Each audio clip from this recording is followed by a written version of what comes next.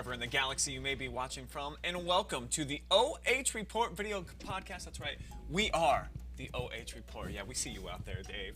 My name is Brian Skoronsky, and coming up on today's show, we've got some more viral videos that you are going to want to see.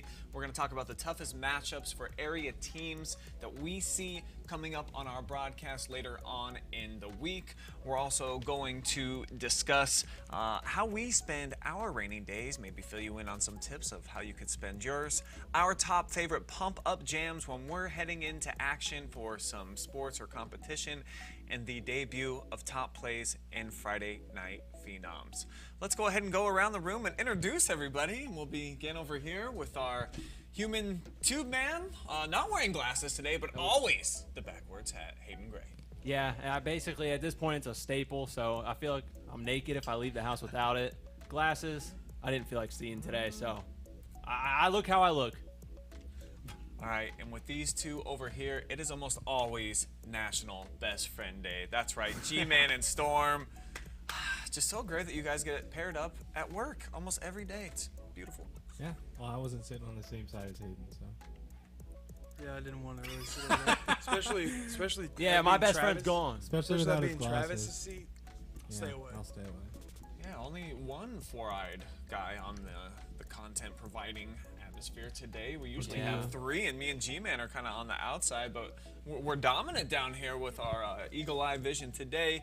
And a truly incredible first weekend of high school football. There were so many late game drama. We saw some big performances by some area players, just a whole lot of fun.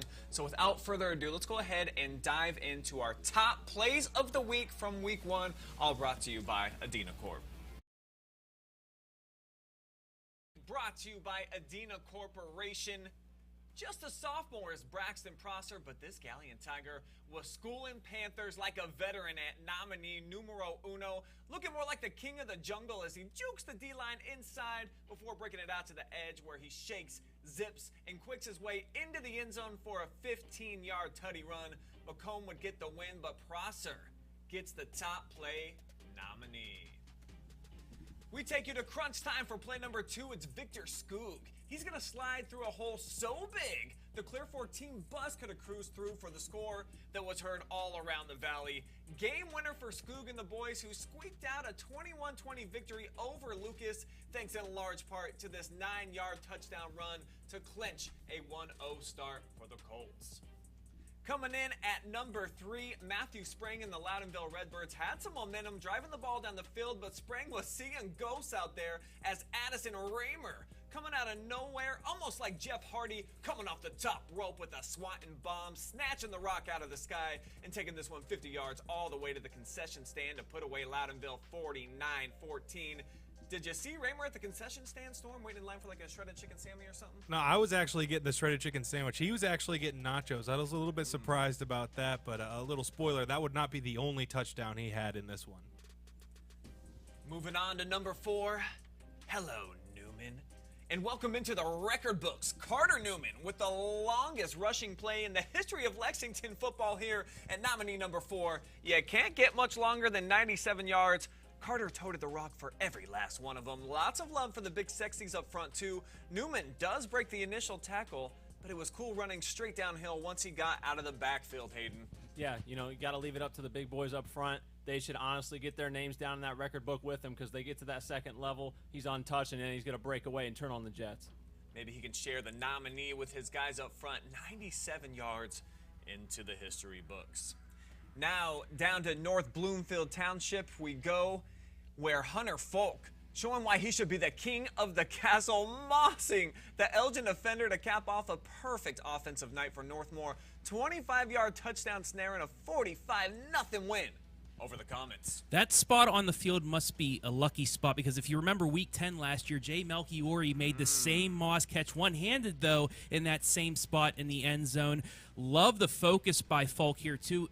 It went through the fingertips of the defender, and he was still able to watch that ball in, make the catch, and score 6 to cap off a wonderful night for the Golden Knights. That's nominee number 5. Moving on to number 6. Just 1.4 ticks on the clock. A chance to send off Skiles Field in style with time expiring. And it's a game winner. 21-yard field goal. Shelby's Casey Lance looking like a UPS guy, delivering on time, on the money. The Whippets will their way to a gritty 10-7 victory over the Madison Rams, closing a historic chapter on a storied venue. Fitting ending to this chapter 2 for the Shelby football program, Hayden. Yeah, I think we've all discussed, and the ghost of Skylar's past must have been watching down on them on this night. Was looking like it was going to be an interesting game, unsure how to finish, but somehow they will their way. Casey Lance gets it done. He was the hero on this night at nominee number 6. To number 7 we go. Tyler Sanderson was beasting and feasting all night versus cross-county foe Crestline, but Sanderson would turn on the Jets at nominee number 7, scooting, shaking, and making defenders miss. You're going to see it coming up right here. We're going to talk a lot more about this play and everything that's going on. Cuts back across the field, leaving the opposing QB's ankles on the 35-yard line, crossing the plane to have a party with his blockers after a 75-yard return for the score. He made defenders look like they were on the dance floor, G-Man. What moves did Sanderson hit on this? Before we get there, Brian, I want to check out number 25 right here, Manny Mullen, just setting a little screen and roll right here for Sanderson to roll past. Woo. But he's going to make the QB and the defender look silly right here. Right hand on green, left hand on red for Twister, shaking back and scoring as the Bucks with a huge 53-8 win over Crestline. Make your voice heard. Vote now by commenting for your favorite player below.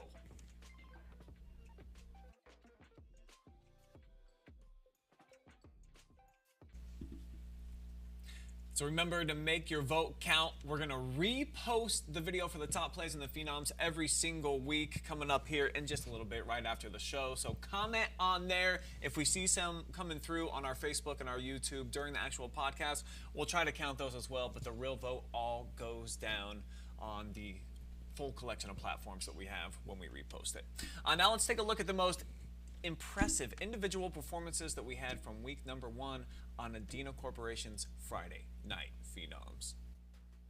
These are your Friday Night Phenom nominees. Week 1 of the high school football season, all brought to you by Adina Corp. Phenom number 1, Addison Raymer, making his debut at running back. You would have never known it. This dude absolutely scorched the field under the new Crestview lights, not only offensively, but when it comes to the D, this guy was doing it all, and his stats would reflect it.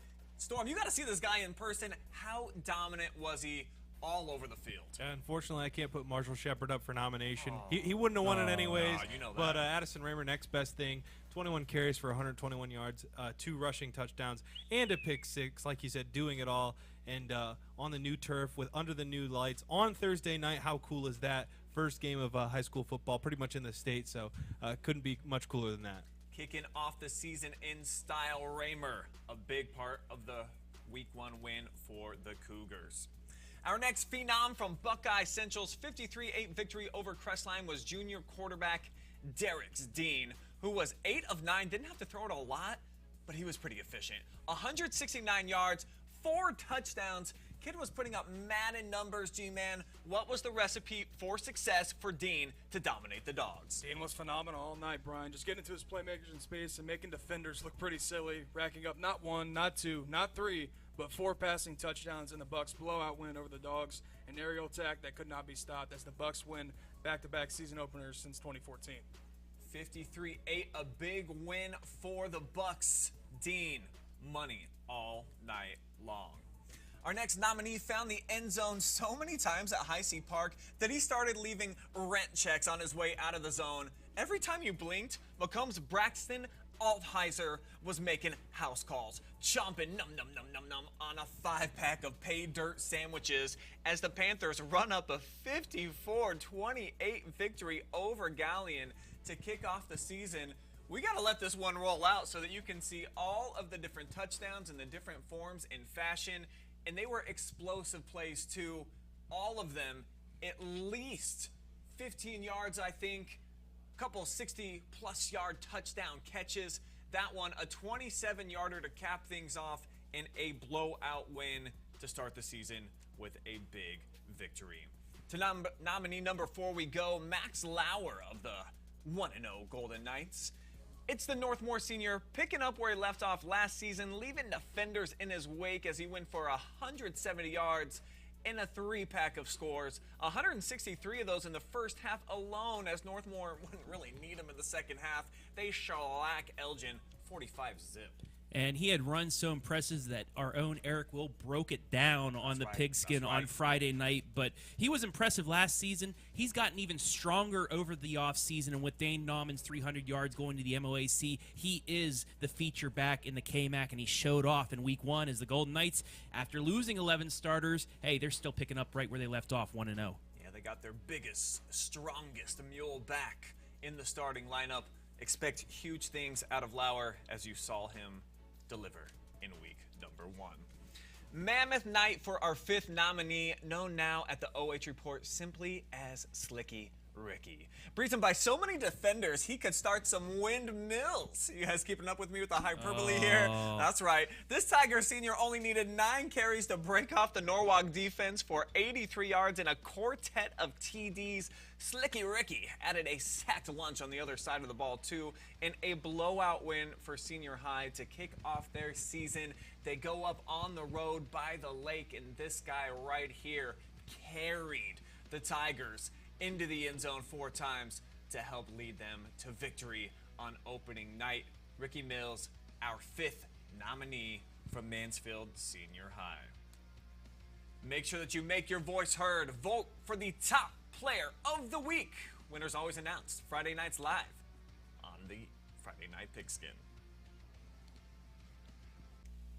So pretty clearly, boys, there was a lot of action that went down on the OH.Report airwaves over week 1 of high school football. A lot to take in, a lot to process, and some beautiful moments out there on the gridiron. So I want to know what your favorite moment was that you saw from week 1 of high school football. Storm, since Travis, I don't think, can talk out of that character. We took away his mic. He talked too much.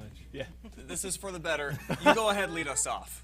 Well, to me, it was the way that Shelby was able to send off WW Skiles Field with one last win. I think it was, perfect bow on everything. It wasn't the, prettiest game played, but to win it on a game winner of any sort, I mean, that's just really awesome.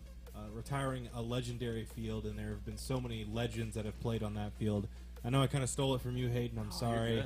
We're both kind of Mr. Shelby over here in our own ways, but just hats off to everyone in the Shelby community and everything. I mean, there was no better way to send it off than with a big win in week 1. Yeah, I definitely agree. I wanted to not maybe be the one to talk about it. Let some others talk about it, too. I've talked a lot about it, but you're right, Storm. I think you summed it up pretty good. A lot of great memories for all of us, for myself playing there, but also, like you said, you've been covering them for a long time. So just a great way to end it, and wasn't the prettiest game, but doesn't always have to be.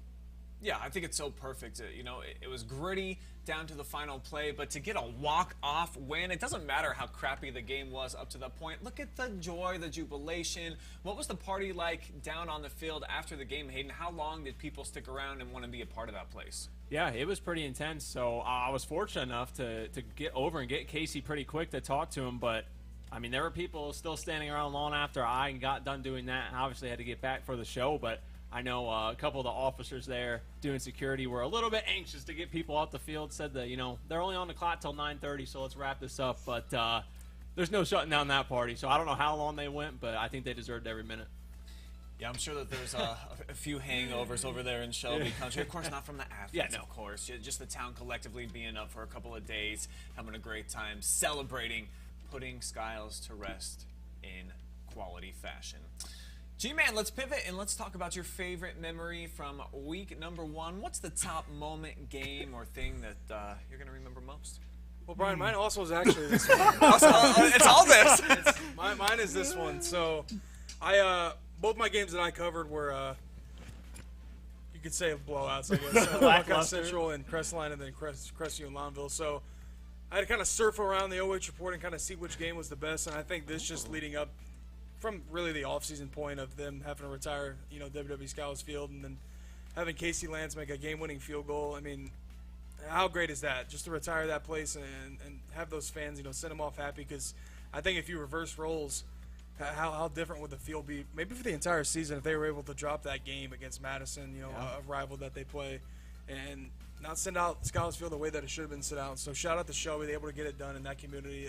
What a place WW Scholars Field is and represents in that Shelby community. But they got a great facility on the way there over in Whippet Country. So my favorite moment was seeing this and how cool the story it was. I guess one other final tidbit about that I didn't think to bring up, someone brought up a good point, it was actually brought up by one of his teammates in the Player of the Game interview. He'll be the last one. He scored the touchdown and the field goal. So he's the only player to score points in that last game. So that's a pretty cool thing to carry with him. Yeah, how about just his overall stature in that community? How much has been elevated just over one night? He's going to go down in Whippet's lore forever and ever. I got to imagine that his DMs have been slid into quite a bit over the last couple of days. So I'm sure it was a healthy weekend for Casey. Natalie, keep an eye on your boy. Obviously, he's a big deal over there in Whippet Country now. All right, since you got to be a part of the game and then they took a little bit of the thunder and talked about it. What else did you see? Because there were some pretty incredible feats last week. Yeah, so it wouldn't be me if I didn't try and stretch the boundary on my answer to the topic a little bit. So I'm going to jump out just a couple days outside of a week. 9 days ago, I still consider it kind of that first long week for us. But it was an impressive feat. It was when I was over at Ontario Soccer. The girls were taking on Mansfield Christian, and a freshman for Ontario, Addie Pittman, dropped 6 goals in her high school debut. A freshman, never played in the varsity contest, never played under those lights in a varsity competition against, some girls that returned from Mansfield Christian, Noelle Bear, just to name a few. But she just blew me away, and I think she kind of blew herself away too. She had a lot of confidence in herself, but quite honestly, I don't know if anyone expected them to post 13 and her score almost half of them. So that was one of my favorite moments, just getting to capture that for her and talk to her about what it was like. What a difference maker these freshmen are for this squad at Ontario. And I'm going to go ahead and hang out that dangling meat, and I'm going to put Greg Atkinson's comment to me, what he said. We covered every single Ontario soccer match last year, and I said, do you want us to do the same this year and follow you guys? And he told me, I don't know what we really got in terms of the team coming back. I know we're going to be good, but maybe not as special as last year. Let's wait, let's fill it out and see what we got. And thanks to freshmen, they didn't know exactly what they're going to get under the lights when it actually kicked off. They got maybe the most exciting team in the area again, Hayden. They do, because it was fantastic because of Addie, but I mean a couple of her teammates as well. She had a hat trick in the first and second half, but there are a couple other girls. Seif, I believe, had 2 or 3 goals herself. And, I mean, they have Addie Turnbull, who's another veteran, who's just pairing well with the fresh new people they have on the team. And like you said, Larry was a little unsure. I know in his post-game speech, he said, if you would have thought we would have scored 13, I wouldn't have believed you in that first one. So, I mean, I've seen him resharing the highlights, so I think he's pretty excited about it now. All right, guys. For me, I don't know if all of you have had the chance collectively to take in a game at Bob Wine Field over at Lucas, but probably the best part about it is that when the Cubs score, they have a fireworks display. Well, that's my favorite part. Clear Fork fans didn't exactly buy into that, so they brought their own fireworks displays. And you're not going to see them actually in the video. These are just some of the top plays and the big scores. But in the second half, the Cubs were leading 20-7. It looked like they were going to be going off to 1-0. They were going to be defeating Clear Fork for the second time in the last 3 years, but not so fast, my friends. After that huge kickoff return, set up a touchdown to cut it down to a single score. Victor Skoog with that game-winning touchdown allowed for some Clear Fork fans that were set up on the opposite side of where the normal fireworks go off, and it was going back and forth. So I've never seen anything like that. Yeah, I'm sure they sanctioned. Yeah, that has to be that was our point. Me and Andy were talking about it on the air. We don't know if they had permits, but they were certainly shooting those puppies off, and it was such a fun atmosphere to be a part of because it took everyone off guard. I think that it was probably just a couple of bandits out there, didn't tell no one what they were going to do, because when they went off, we saw everybody in the Clear Fork section looking over like, oh my gosh, are those fireworks for us because we just scored a touchdown? So I thought that was the coolest thing that I saw, aside from the game, which was obviously awesome coming down to the final drive and Victor Skoog getting in for the 9-yard touchdown run. But you just don't see stuff like that very often. Skoog for Heisman, agreed. I do want to take like a quick moment. Travis isn't here, but his is one that's going to go out and touch a lot of hearts for a guy that touched a lot of people when he was at Ontario. The voice of the Warriors, Eric Grove. They had a special presentation for him before the Ontario game. I believe that they are going to name the press box after him. Yep. So, They quick, get dedicated. quick moment of silence for our boy Eric, who I saw at so many games. May he rest in peace.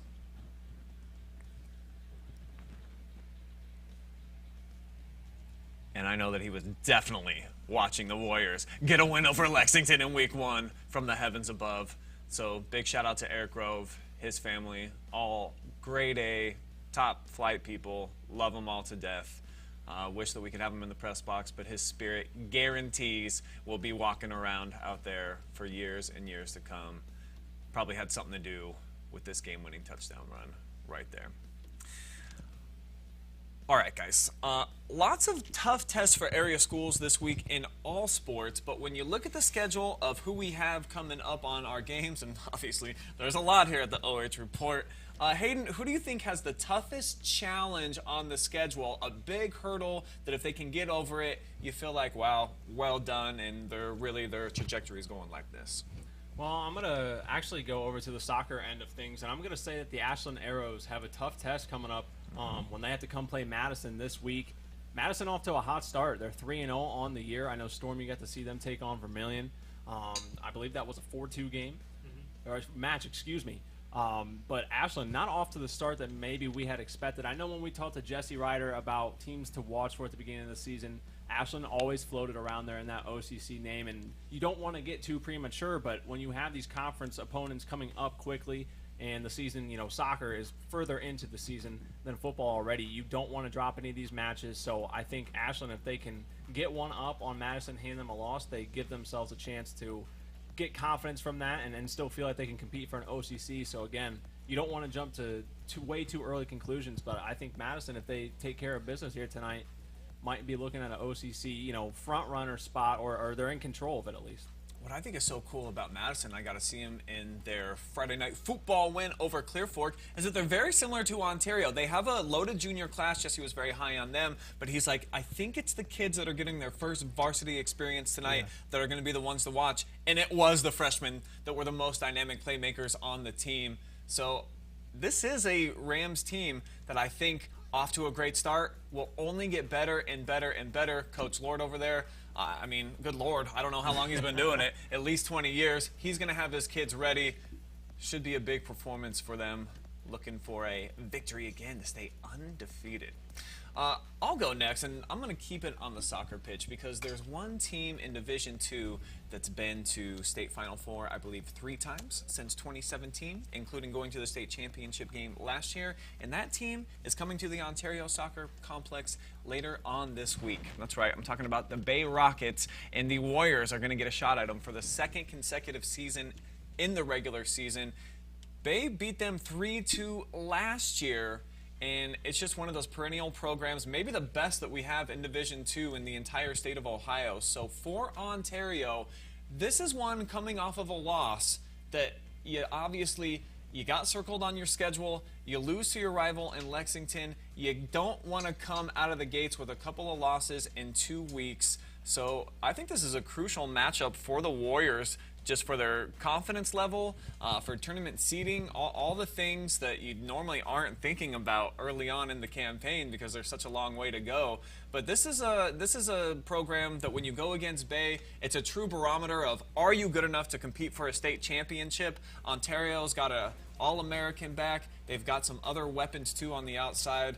They're a good team, but are they good enough to compete for a big trophy? I saw Bay did lose their season opener as well. But they played Lakewood St. Ed's. Obviously, I think it's the biggest school in the entire state. So, not a start that they're accustomed to either. So it could be huge for both programs. All right, Storm, let's turn the page and go to your toughest matchup of the week. We're going to the other football for, I believe, both of ours, Garrett. I don't think anyone kind of expected anything different. But, of course, Crestview versus East Knox. This is round 3 now, so first round went to East Knox, second round went to Crestview, and now here's the pivotal best of 3. I just think it's going to be so electric and so exciting. The fact that we get this good of a non-conference matchup in week 2 is absolutely amazing. This time going to be played at Chet Looney Stadium, and I think that place is going to be absolutely rocking. These are two schools that live and breathe football, and I mean, what else can you say? It is going to be one fun game, and even though I won't be there, that I'm most excited to see that outcome. Yeah, so I'm going to agree with you. I'm going to go with Crestview at East Knox. And I think the big reason for this has kind of been a rivalry that's kind of been brewed overnight. They played in the playoffs a couple of years ago, and Crestview didn't end up winning that one. They lost to East Knox, and East Knox went on that phenomenal run, going deep into the playoffs. And then last year, Crestview had their number. Now it's the trilogy. Which one's going to pull it out? And I think Crestview, they got the numbers to do so, but I think the biggest thing for them, that it's on the road. Yep. I think it'd be a different story if it was at Scott Bailey Memorial Field. I think Crestview would be the heavy favorites, with East Knox losing the big class that they did, and Shane Knapp, he was a stud for them, and of course losing the quarterback to Peyton Lester. But now that it's at Chet Looney Stadium in that community, I think that they have by far the toughest environment to play at, and I really don't even think it's close. They got the rowdiest fans.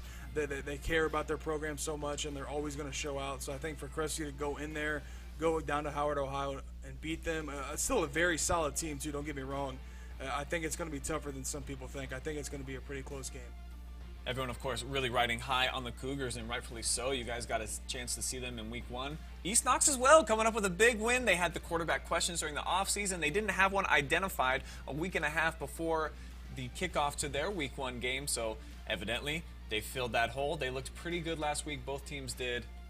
Can't wait for this one either. I'll be keeping an eye on my game on this one, live and free on the OH.Report. But the game that I'm going to be at, I want to remind you guys, for Travis's sake, because his pick was Mansfield Senior versus North Canton Hoover. And the Tigers, they were able to squeak out a win on the road last year against the Vikings, but it was kind of a fluky win. I remember, I think Mansfield had 2 defensive touchdowns. They had negative passing yards or rushing yards, something in that game. There were some crazy numbers that somehow led to the Tigers getting a victory. Vikings beat Buckle 33-21 in their opener. If you guys know anything about that program, they're pretty darn good. They like to play some football over, I'm guessing they're in Stark County over there, so I got a sneaky suspicion that North Canton Hoover has been stewing about that loss to Mansfield Senior last year, where they had them more than doubled up in total yardage. So 100%. Remember, Tigers, Massillon is next week. Yeah. The kids wanted to talk to me about that one when I was over there at practice 2 weeks ago. You got to take care of business in this one. This is going to be an angry hive of bees coming into your place that are going to want to set the record straight and show you that they are the better football program. I think that the Tigers got the horses to get it done. So it's going to be a crazy electric atmosphere all setting up next week against Massillon. So Tigers, man, what a tough schedule they have here in the early going. Yeah, I think they easily have, to my knowledge, probably the most difficult non-conference. I know Norwalk was a little bit less of a quality trucker team than we're accustomed to, but I think they have a case for having the toughest non-conference schedule in the area. I don't think there's any question about it. Yeah, they've got a loaded non-conference, so big game coming up for the Tigers. All right, it was a big fight at BCN Promotions. I believe it was called the Route 30 Rumble for a guy that we had in here on the podcast last week, Zane the Sparkplug Finley, the Lucas football wrestling stud, and he showed out in his first ever MMA fight. Let's go ahead and show this to you.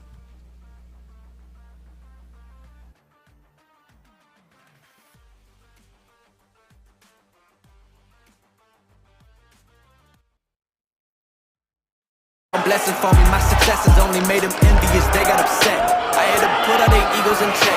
I want the money, the power, respect, and I heard you know so-and-so, you not a threat, cause I really know so-and-so. They like my family, so they go pretend that they cool till they busted your motherfucking chest. I'm getting gutter, my flow been like butter, my check in the bank, they see the number. All of my haters feel 1 of 2 ways, really upset it, they show some respect. I can't even think about it, I've been up, so read about it, the beat around it, straight to it, the ring around it. You coming for me, we'll see about it, we'll never see it when I get my feet up.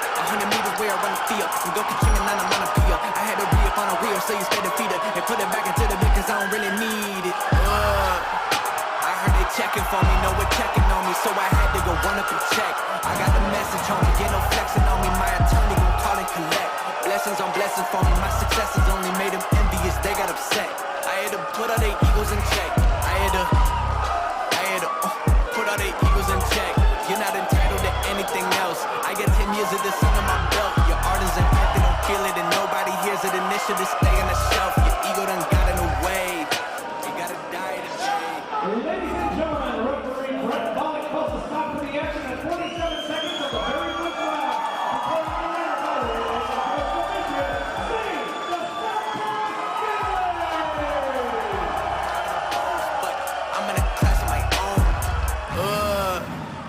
heard they checking for me, no one checking on me, so I had to go run up. Huge shout out to the Spark Plug, who easily had the largest fan base in attendance for this competition. A promotion that they had to move basically the day of. It was supposed to be outside, and it worked out getting it inside of the arena with all the rain coming through. Zane really did put on a show. I just thought it was phenomenal. I got to watch it from cage side. It's just really cool to see how far he's come from a little tyke that said that he was going to be an MMA fighter when he grew up, and now he actually did it. He's literally living his dream. So we just wanted to throw some love out to the Spark Plug for not just doing it, but doing it in style. Just 47 seconds rear naked choke. He did get caught. You see the punch from his opponent at the beginning, and he had a little mouse underneath his eye. But how about that slam, man? Like, that's something that's learned over years and years and years of dedication in the gym. And then to be sneaky, to take his back when he had top mount, this was really slick all the way around. Hard not to be impressed. He's such a good wrestler, and that's what would scare me as an opponent going up against him. You know, because as soon as he gets you to the ground, I mean, he had control the entire time. He was never really in fear of losing his control and really just dominating once he gets to the ground, and then the opposing guy right there giving up his back, and Zane knew immediately. Rear naked choke, you know, no chance the other guy there. So shout out to Zane, man. What a win. Gosh, that's probably awful. I think I'd rather be knocked out. A choke like that's a slow burn. Knockout, it's just over. But I can't believe this guy just sat next to us like a week ago, and I felt nice comfortable. guy. Yeah. Fantastic guy. Beast. Yeah, he's such a stud. I think it was a catch weight at like 180 pounds. Zane played football last year at 235. Wow. Wrestled at 215, so he had to do some major cut to make the fight. But at 5'7", I am curious to see what Spark Plug is going to elect to do moving forward. I do feel like he belongs probably in the 170 category, and if he can even work on his body and nutrition more with Cody Stevens helping him throughout the way, if he can get to 155, this dude's going to be an unbelievable beast that you're going to have to keep an eye on, not just in the local area. He might start moving his way up to some huge cards. Don't want to get ahead of myself too much here. It's just one fight, and I know it was quick. The fans were going rowdy. It just cool event overall, so we salute you, Zane Finley, for getting a big dub.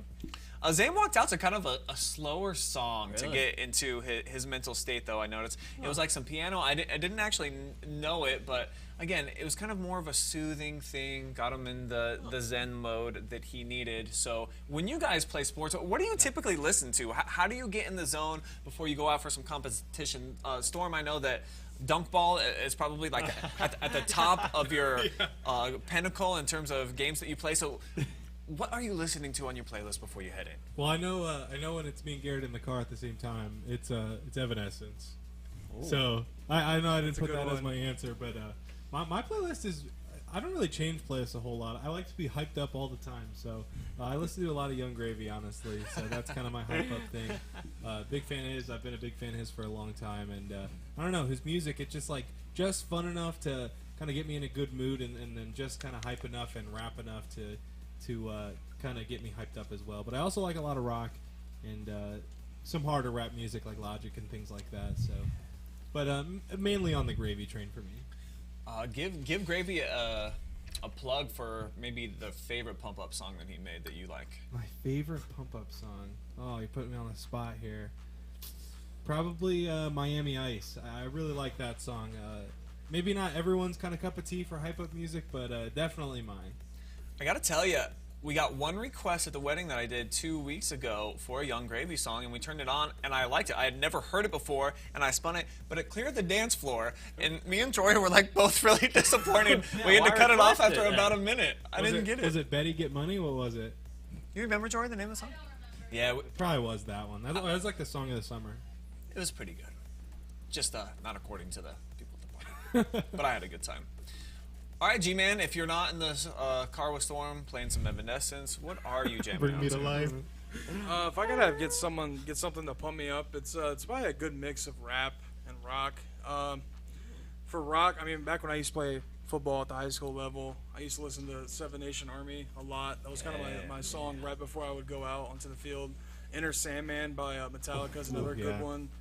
But if I'm gonna go rap, I don't know if you guys know who DaBaby is. I know Storm does. I'm sure Hayden does. Yeah. You know DaBaby, Brian? Of course, man. Yeah. Yeah, I gotta listen to like an upbeat, and I feel like the Baby has the same beat to every single song, and it makes me just want to run through like a brick wall. So That's good, babe. So if I'm getting warmed up, I'm gonna go with the Baby, and then of course Drake is another one that is just a great overall artist, but he's gonna pump me up. So a good mix of rock and rap is probably my go-tos. Hard to go wrong with any of those selections on your list. Seven Nation Army, I love pretty much every pet band in the state now. Yeah, That's kind of part of their repertoire. So by default on Friday nights, you always get to hear it. Right. What gets you going? I'll have a little crossover from G-Man selections, and I said Drake was always my go-to. Couldn't really miss, no matter the sport, whether it was football, track. Honestly, Drake, old Drake, newer Drake, it didn't matter. That was kind of my go-to in terms of rap in general. I would just kind of narrow it down to him if it was a game day. But I know personally too, like in high school, I'll give my old strength coach Scott Harvey a shout out, because I don't think there was ever a time where we weren't listening to something such as AC/DC or Metallica. I mean, the weight room was full of nothing but rock. There was one day where he granted, I think, a few of the underclassmen a chance to play some of their own tunes as long as they were clean, and I think he made it through about like 30 seconds of the first song and said never again. So by default, because of him, I think rock's always been in there too.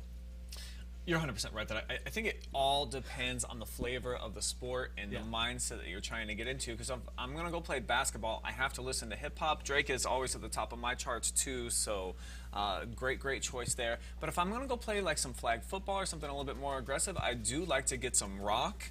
If I'm weightlifting, sometimes I just need motivational. I'll just listen to David Goggins tell me that I'm not pushing myself hard enough and that I can go a little bit further. I'll throw on an audio book that's kind of the same culture, just people telling me, you got one more rep type of thing. And then when I go running, it's audiobooks, but like kind of life lessons. I like to zone out and not think about the fact that I'm sweating profusely and I'm working my body really hard. So it needs to be something that's kind of a long form storytelling. So kind of depending on what I'm doing, there's a different vibe, a different jive, different music, and different listen for all of it. What was Travis's? I'm curious. Did he give us anything? Let me see. I'm trying to think off the top of my head. Travis says a random mix back in the early 2000s. So for him, that's going to be. We're looking at some Chumbawamba, I think. Certainly. Well, what else does he sing when he's around here? Carrie Underwood. Hey now, you're a rock star. Get your game on. I've spent a lot of time. probably He's a all Smash over the Mouth place. I mean, over the last year, spending so much time in the car with me, he's Yeah, truly all over the place. You listen? Because he still listens to the radio. Yeah, man. There's no aux when you're in Travis's car. Oh It's my just gosh, radio. Travis. I think he Hey, finally man. upgraded to the He Sirius does XM. Justin Timberlake. Really? He really likes Justin Timberlake. Sirius XM Travis. is at least better He's than got a the lot of radio. Justin Timberlake CDs. Oh man, CDs. Yes, CDs. What's that? Still Does he have a exists. CD player in his car? He probably does. Sure does. Oh, Travis. I hope he's listening right now. No, he's not. He's probably listening to the radio right now. Yeah. Guaranteed. Love you, Trav. All right, it's time for what I think is probably going to become everyone's favorite part of the show. The viral videos that you need to see. Storm 1, Week 1. I don't remember who we all thought had the best one last week. Not really a chart topper per se. I had a glizzy. That's me. Although the kid I'm dropping the a same. hot Yours dog. was sad though. Yeah, that was depressing. I think I won week 2 too. So, all right, so we'll save the best for last. We'll I have put, 2 nominees this week. Oh, we'll put Storm in the Need to make up for bullpen Trav then. not being here. Yeah. Hayden, you want to kick us off? What do you got? Sure. I've got what I would seem to think maybe is one of the coldest grandmas in the game, and I'm not talking about temperature. I'll just let okay. the video speak for itself here. The audio really topped this one off. Now, not really appropriate for the OH.Report airwaves per se, but let's just let Grandma do her thing here.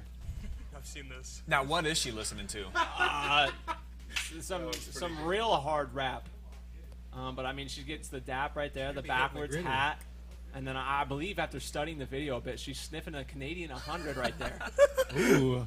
So I don't know if this is up in Canada or what, but Yeah, I thought that they were a is little bit icy. more laid back up there. Aiden. yeah, I don't know. Guess not. That's icy. Yeah, Wow. I just saw it and had to share. Yep. 3.5 million views or likes, I believe. Yeah, it does run pretty hard.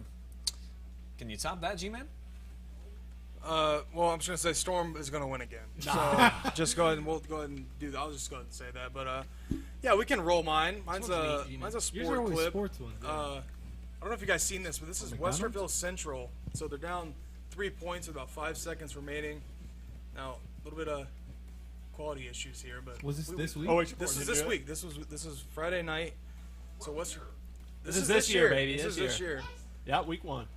So Westerville Central down They need down to get 3 us here. out there. Yeah, OH.Report got to invest in some cameras. No. 5 yeah. seconds. They're gonna do a little hook and ladder right here. Oh. And this is for the win, baby. For He's the taking dub. this to the house. I mean, this is just about an hour 15 away. So Just down 1. this is not that far away from us. Now, this is my first time seeing it, but I thought that I seen in the Twitter that an Ohio high school team had #1 on SportsCenter Top 10. I Is think this this it? was I think them. this is yeah, it, I think yeah. that's what G-Man and I were talking about. I'm pretty sure they made it. Wow. Surprised. All right, let's let this run through one more time, and then yeah. we'll get to mine, which is also football themed from the high school level. Yeah, I mean, I think mine's better though. Westerville Central, if you're interested in I've some seen live yours.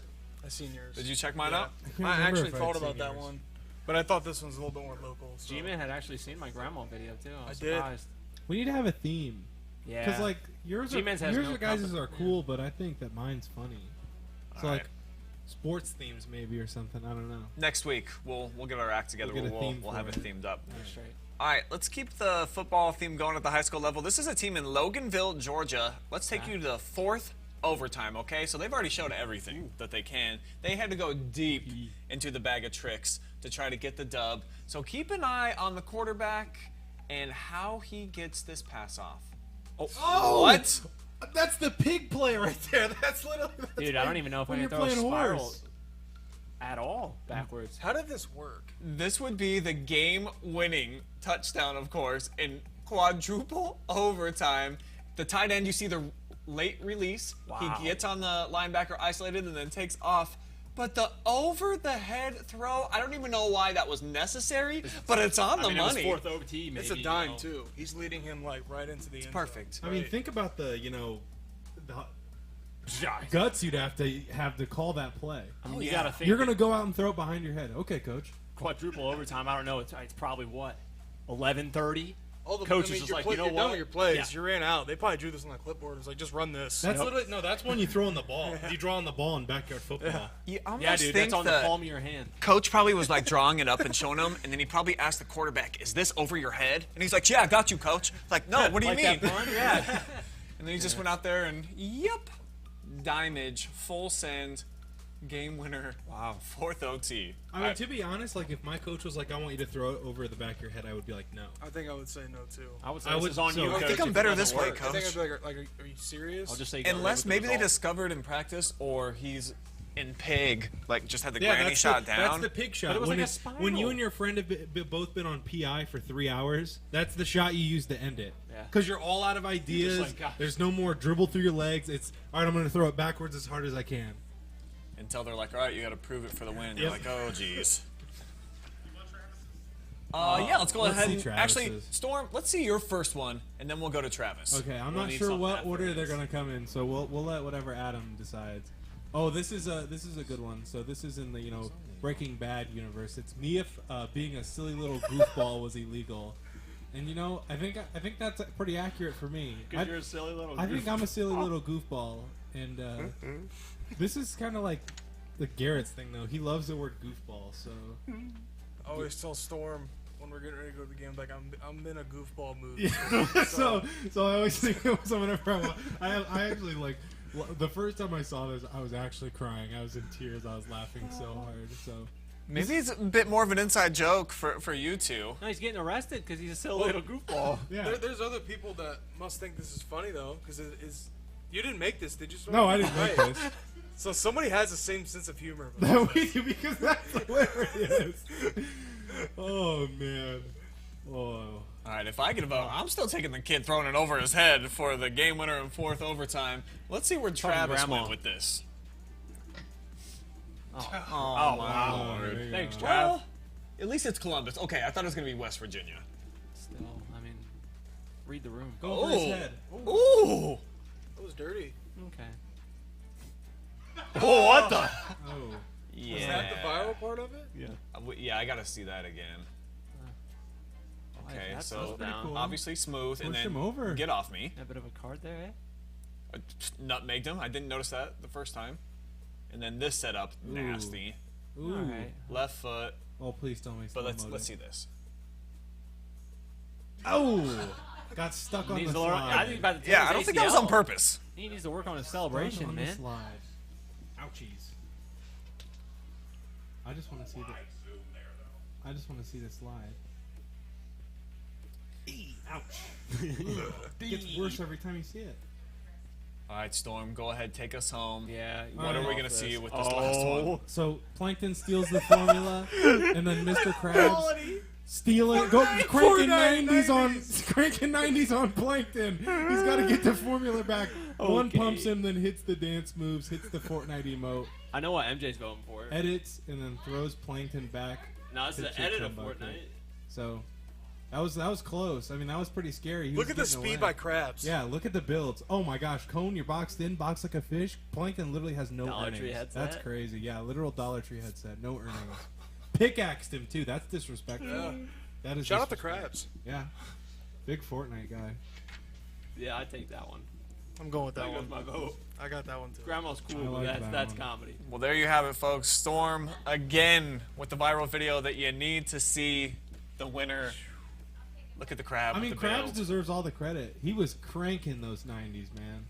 Not even box fighting. Plankton never stood a chance. Nope. And hits the disco grenade on the chum bucket. All right, before we lose everybody, let's go ahead and wrap up today's show with some rainy day tips, I guess is how we're going to present this thing. What to do when the waterworks truly open up from the heavens above. And I guess first question, Storm, answer this for me. Is rain just really like an atmospheric combination of some moisture, or do you think there's more to it? Is it really like angel's tears or something that's even beyond that we can't even comprehend? What's going on with rain? I guess I would be the expert at this, but I don't know. To me, it was just water. That's all it was to me. I didn't think there was any meaning behind it or anything. But, Okay, so nothing I deeper. I think I enjoy a rainy day more than most people. I think I would prefer overcast over like a sunny day most of the time. It's a good thing Sun's we live in nice Ohio. every once in a while, but I think I prefer overcast. All right, so tell the people at home, how do they get on your level? How do you spend your rainy days? What do you do? I just play video games. I'm not even gonna lie. That's pretty much it, honestly. Hang out with the family. Sometimes we'll go outside. It's fun to take the dog out when it's rainy, because our dog, I don't know why, she hates when the grass is wet. So it's like a battle trying to get her into the yard, and it's actually really annoying. But yeah, I just play video games mostly. Pretty boring. G-Man, you do anything more exciting? No. I just been playing. I played the new Madden that just came out. So that's how I spent my rainy day. There's not really much.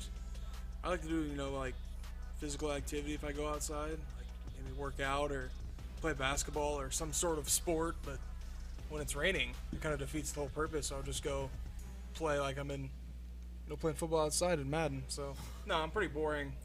I don't know. I guess there's really not much to do for me on a rainy day.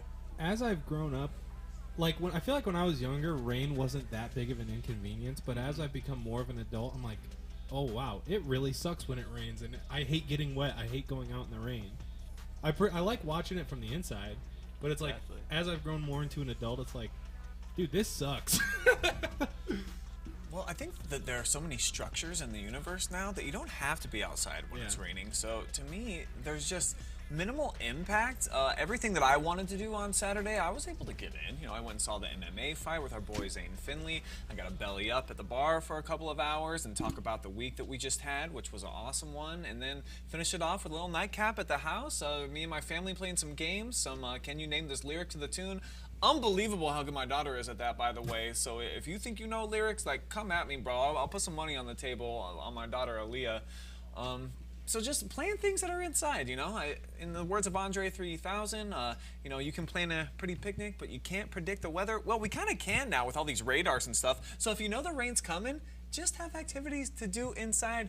Not that big of an impact, I don't think. And if you're of the younger generation, like Storm said, I used to love playing in the rain. My kids are always dragging me out to go for runs and adventures in the park in the rain. So just bring an umbrella or something. I don't think it's that big of a difference. I will say Storm made a good point. I think that as I've grown, while it is more of an inconvenience, I think I've actually come to appreciate rainy days in a way that when you're a child, you're like, I do want to go outside and play in the rain. It's fun. It's different.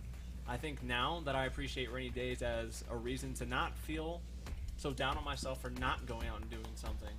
That's actually how I view it. I mean, Saturday, we were all whooped, and we got like an inch and a half of rain. It was a perfect excuse for me to say, can't really go out and do the things that I wanted to, such as mowing the lawn, stuff like that. It's like I don't know. It's an aesthetic type thing. It just makes you feel comfortable. Darn, guys, can't edit that video. It's raining. Yeah, my laptop doesn't work. It's raining. Oh boy, I like to watch West Virginia play football. In the rain. Really, any sport. That's the thing about Travis. Oh, did you see what the Mountaineers did last night in the lacrosse game? Our final topic. Travis. What did Travis say? I was watching the This Big is the only 12. chance we have. He's not here. Did he have an answer? What was his? Yeah, I'm sure nothing changes for Travis. I'm sure it was. I'd like to go to West Virginia. Travis? The rain's different in West Virginia. Takeout, which is just every night for him. So again, Every day. status quo. And then movie or Xbox. Trav, that's just called Tuesday, bro. That's called life. It's fine. It can be sun shining out. All right. So let's go ahead. Let's take a look ahead at what we got going on this week. Just on Football Friday night, we'll show you the football games that we have happening. And this is a big one. We talked about it. The two biggest games, I think, on our schedule. North Canton Hoover coming to Arlenfield to take on Mansfield Senior. I'm going to be there. I'm on the call. Ecstatic for this one. The Tigers have so many great athletes offensively across the front. They're improved, it appears, from a season ago. Do they have what it takes to take down the Vikings? And then, G-Man, you get to see Crestview at East Knox. In your opinion, the most rowdy small school environment, period, of any of the teams that we cover. So that one could go either way. Yeah, I think it's going to be a closer game than what some people think, and I think that's going to be because of the home field advantage that East Knox is going to have. Crestview fans will travel, but I think East Knox, they're going to pack the house. It's going to be really standing room only, and they got that house behind the field that, you know, they're over there watching too. And Gene's place. Yeah, so it's going to be a rowdy night. I'm excited for Friday night. This is going to be like playoff atmosphere almost, I feel like, in week 2. I mean, Fireworks in Howard this year. This is a crazy week 2 matchup. Yeah, it is, because there's the win on both sides now. Right. This is the rubber match at this Wow. point.